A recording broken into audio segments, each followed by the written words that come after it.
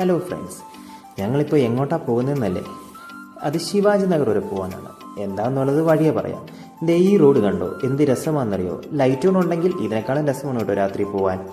അങ്ങനെ ഞങ്ങൾ ഇതിൻ്റെ വണ്ടിയെല്ലാം പാർക്ക് ചെയ്ത് ദേ അതാണ് ശിവാജി ഫേമസ് ആയിട്ടുള്ള പള്ളി, മാതാവിൻ്റെ പള്ളിയാണ്. ഞങ്ങളങ്ങനെ വണ്ടി പാർക്ക് ചെയ്ത് നടന്ന് വന്നപ്പോൾ നല്ല വിശപ്പ്.